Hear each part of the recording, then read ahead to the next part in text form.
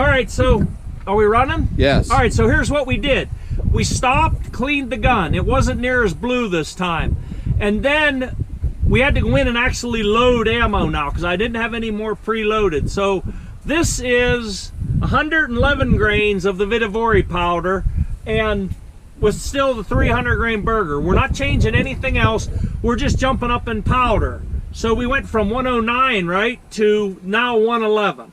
And we'll see what this is. But this is technically a fouling shot. And I'm gonna do the same thing. I'm gonna put them all in the same group. And it's pretty dang windy.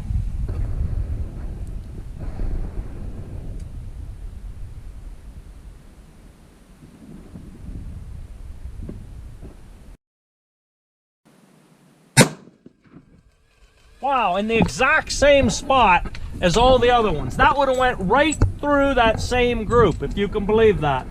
Now, that was a fouling shot, and it went 2770. So, same. Again, that was a fouling shot. So now what I'm going to do is I'm going to go in. I think I'm going to jump 2 more grains again. We'll come back and tell you what we did. Okay? Yeah. Okay, so we went back in. We loaded 1 shell. We did not stop. We did not clean the gun. This is 113 grains of Vidivori. Okay, here we go. And I'm gonna do the same thing. I'm putting it in the exact same group.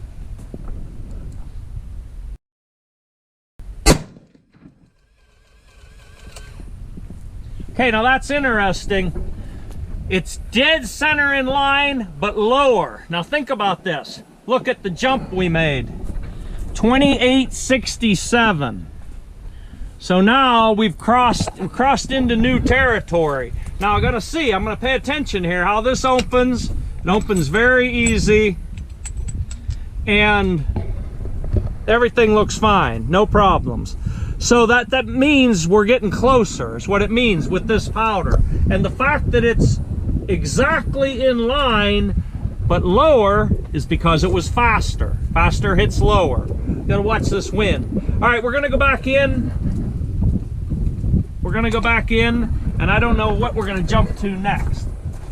Hear the number, Vicky? Here. All right, so what do we have? What was that? That was 113 grain. 113. So I might as well just skip. Here's 114. You think I should go 1 grain now, or you think I should go 2?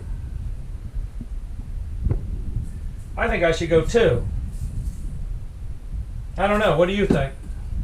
2 full grains. Jump to 115. These are pre-measured, by the way.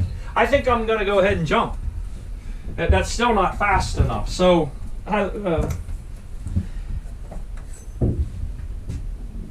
prepared brass. But you wouldn't tell anybody else to do that at home, right? No, I wouldn't. But still, the numbers aren't right yet. It's not, it's, I mean, you can tell. You can tell. Well, you can tell. And that bolt and stuff opened like nothing to it. Although, I should say this, I should actually focus and say this. When you're using a BAT HR, solid bottom, with an integral rail, and everything's held to minimum specs, looking for normal pressure signs is not normal. Because it can take so much pressure without showing the actual normal signs you would see in a lesser receiver, and or you realize this is Peterson brass, this is strong brass. So you got to be careful watching for normal pressure signs when you're using unusual components and unusual receivers. So you got to pay attention to that. Okay. And the thing is, I mean, there's a ton more case capacity. I can't really show you in there. I can hardly see in there myself. But, I mean, we're not even, here, let me see if I actually can see. Yeah, this is, I don't know, that's only probably 85% density, somewhere in that range. And here's something else I'll talk about for a second. So this is a tub die. And the guy that bought this, he bought the die so that we could seat bullets is the main thing, because you got to realize you're dealing with a cartridge that's so long that you kind of can't cross over into any of your other normal dies. Like you can't use a regular 338 Lapwood die just eat bullets and stuff. And so that dye is not horribly expensive, and it's okay. That's what I'll say about it. It's okay, and it gets the job done. So, and by the way, I checked what the cartridge overall length is, and these are supposed to be 418. That's 417 and a half. We're not messing with seating depth. I want everybody to realize that. All we're doing is pushing up the powder. So now, Vicki, what do you got? We're going with 115, right? Right. Okay. I got to try and pay attention to all this because it's a lot of stuff. All right, here we go. The bad thing is we're not going to be back in that one whole group territory, because as they go faster and faster and faster, they're going to hit lower and lower on the paper. Why is that? What? Why? Because the arc is not as high anymore. Okay. All right, here we go. I am shooting into the same group though.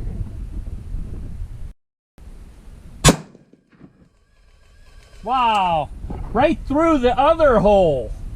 That's kind of bizarre. 2902. Now I don't want to go too far, 2902, because I don't know. I don't want to stop and clean it. That's still a pretty small group. There was still no pressure. Let me see where we'll go to. I don't think, do I have any more pre-made above 115? Let me in here. No. So that was the highest charge that we have that's preloaded. So what we're going to do is we'll shut the camera off, and I might go, what was that, 115? 115. I might go 117. I'll have to dump these out and actually weigh them. So go ahead and stop it for a minute. Okay, so that last one, like I said, it went across there, 2902, and it went right back through the top hole, which I actually can't explain, because we had one here, they're all perfectly in line. We had one here, one that went, I don't know, about an inch low, but then the third one, which went faster, went right back through that upper hole. So I actually can't explain that, but we went in there now, and what did I say? We just loaded 117. So this is 117 grains of the Vitivari powder, and I'm going to shoot at the same point of impact. We did not stop, we did not clean it. By the way, as I fire this shot, I don't know, except for 50 BMG, I don't know if I ever fired any cartridge that has 117 grains of powder in. So here we go. Cover up. And the wind's actually laying down just a little bit, so that's nice.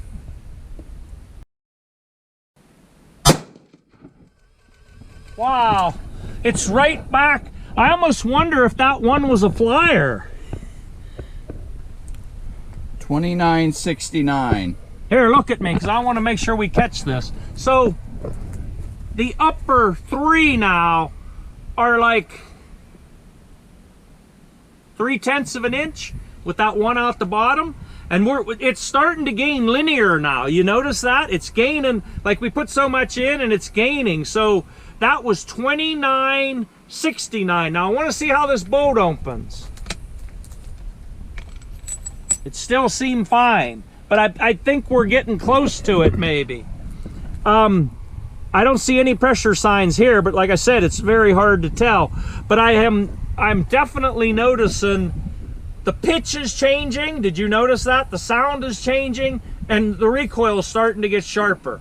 But it went right through the same dang hole. There's three of them down there that are really small. All right, I'm gonna go back in here, and I think I'm gonna jump 2 more grains. I mean, we're getting iffy, but the other thing is we haven't cleaned the gun. But I don't want to mess up the experiment, so I think I'm going to shoot 1 more, but I think I'm going to add 2 grains. I'm going to get these off a second. All right, come on, follow us. Vicki, did you get that chronograph reading? 2969. Okay. All right, so now, oh, here, wait, there's going to be an issue.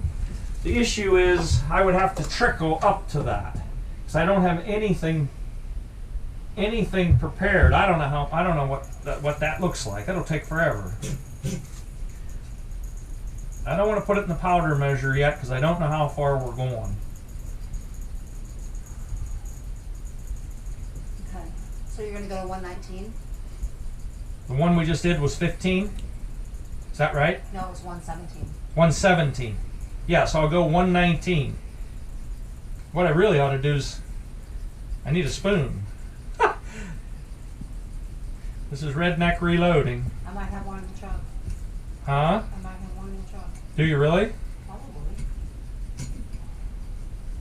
People have no idea the amount of stuff that we have to bring out here. There's so much stuff. Again, I don't know exactly what this much powder looks like. Let's see where we're at. Oh shoot, that's only 50 grains of powder.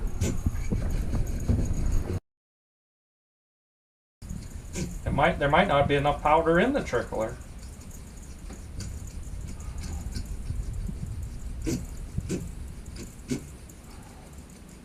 Here, I want to check my numbers again. I want to make sure this pan was zeroed. By the way, when I bring pans out, see there's a little piece of tape on that? That's to get the pan to as close to an even number as you can. And this pan, watch, the pan weighs, on this scale, 150.2. I don't know if you see that. That way I have a baseline, and I know if I get my pans mixed up or anything. Okay, we're only at 80 grains, so we got quite a ways to go yet. What are we going to, Vicki? 119. 119.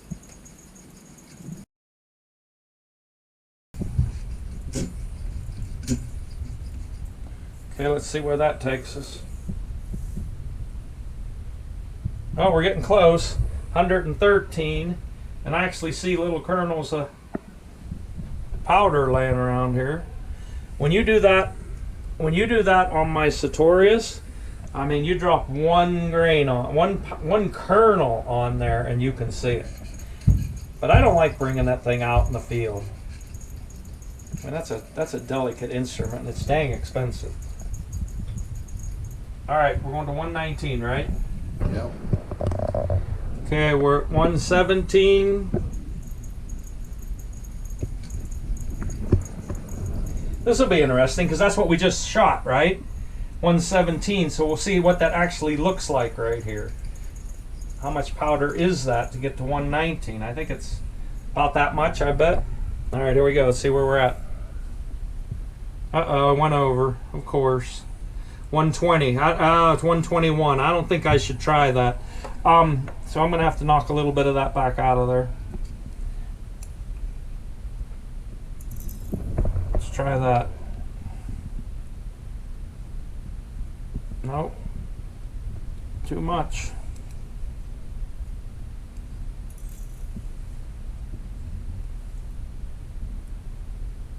$120. I wonder if I ought to try 120.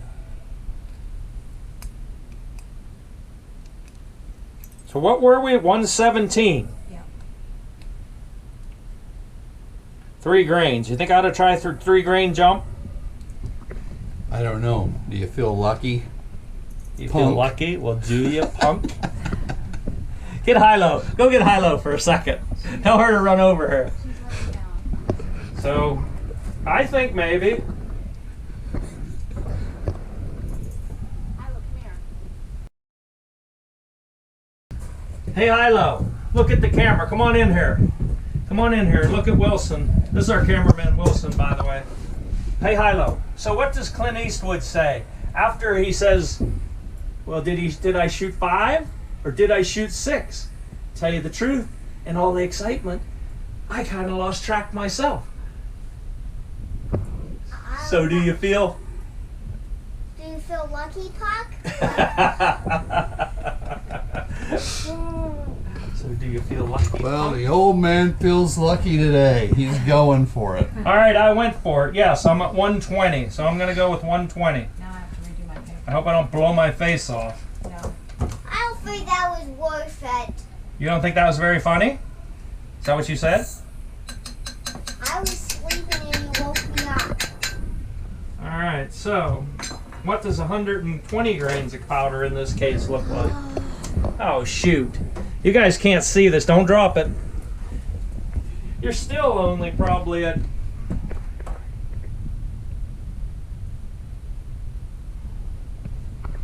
Let me see that again. Whoop. Go ahead and lay back down. I'm just gonna shoot. Let me see this. So I mean, I'm just guessing, but it probably maybe 90% density. There's a lot more room in that case. Holy cow! I got powder all over the place. How did that happen? All right, I don't have time for that. Vicky, if you can, while we're out there, pick up those little grains and Dad, throw them in. All right, Hyla, watch out. Dad? Yes, are we gonna have time for me to shoot my BB gun? maybe. All right, get out of the way. That's a serious question. All right. All right, put Here your we remote go. off. Go back and. So, I don't know. Are you still filming? Mm-hmm. So we're just reaching in the box and getting these bullets. I am not weight sorting them, and I am not ogive sorting them. And people, you know, they'll say, well, what value is there in that? Actually, if you really want to shoot one hole, weight sort them, ogive sort them, and length sort them. And I mean, if you're really serious about setting records, you will definitely see it on the paper. There's no doubt about it. All right, so we're at 120. Did she record this? All right, here we go. Vicky, 120, right? Okay.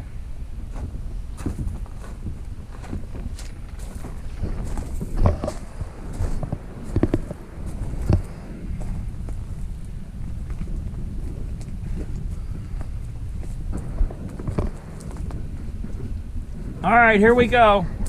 This is definitely the most powder I ever shot, and except for in a 50 BMG. I don't know if anything else takes 120 grains. Shy tax.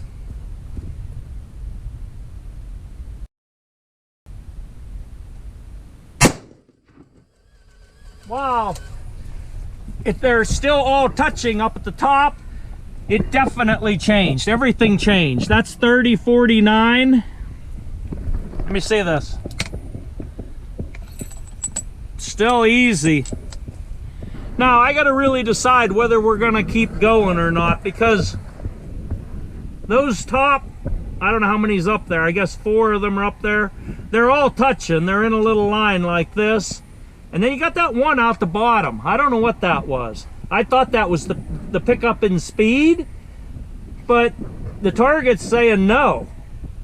Okay, so this time we jumped the whole way to 122. I hope that's not stupid. But I want, if you can see in that case, for the first time, it is to the base of the shoulder. So I would say that's about it. I'm probably not going any higher than that. I say probably. We'll see. But that's about maximum from what I'm seeing. And you do realize, I'm sure people realize this, there are certain powders that you run out of case space before you actually reach maximum pressure. And whether this is one of those powders or not. And by the way, I keep saying Vitivory. I got to say it. It's 24N41. And the thing is, see, that's not a powder I normally use, so it's not something I just know verbatim every second. And we never changed our cartridge overall length. So you got this written down? Yes? Yes. Okay. Could you feel it compress? No, it's not compressed. And in fact, I can feel it shaking just a little bit.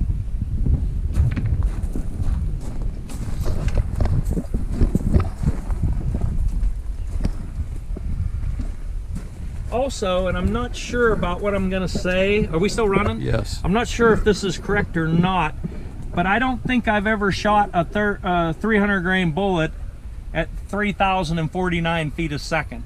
I think any of the 338 regular Lapuas I've ever built, I think with 300 grain bullets, they always topped out at, like, even a really fast gun, maybe like 2875.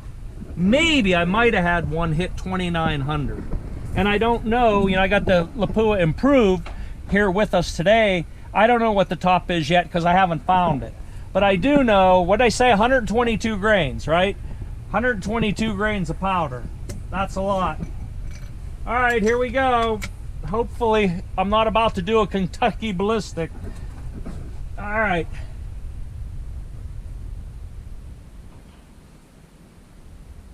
I hope it goes through that same upper hole.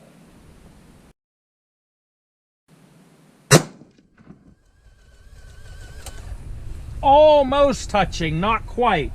Wow, and it jumped that time. 31.29. Well, let's see how it opens.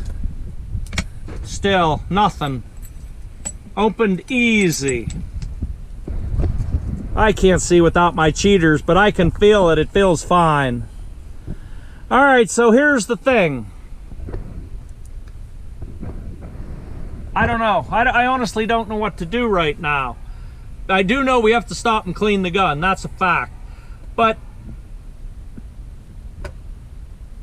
I don't know whether just to quit and say, okay, there's obviously nothing wrong with this gun, or whether to try another powder. You might notice, though, it's not a calm day. It's not exactly a day that I would be doing load work, especially for group size. So, I don't know. We're going to shut it off, and we'll stop and we'll think about it. It's possible, if I can get cell service, I might call the customer and ask him. But you have cell service? We might just call him and ask him, and then he can tell us what he wants us to do. We'll let you know here in a little bit. Okay, so we actually had cell service here, which you got to realize we're in pretty remote Idaho. We actually had cell service. I called the customer who's in Pennsylvania, which is totally bizarre. I mean, you pick up your phone, you call someone in Pennsylvania, and we said, what do you want us to do? And this guy's a fairly knowledgeable shooter, and he said, stop, just stop. So, because the thing I was going to do next, if he had told us, is I was going to try H50 BMG, because the literature that I can find, the information I can find, says that with H50 BMG, that's probably the optimum powder, and it is slower than that Vitavori powder. And I've seen guys getting that 300 grain bullet going over 3,300 feet a second. And I kind of wanted to find the top end, but he wants to do it himself. So we've proven that the gun shoots. The gun shoots awesome. It's all zeroed up, so we're done. We're going to clean it, put it away. Now, wait a second. Before you go, though, we have another 33 XC, which is actually a friend of this fella. So what we're going to do is we're going to start with it with 50 BMG. See, and then we'll get more data. So that's where we're going next. All right, see you later.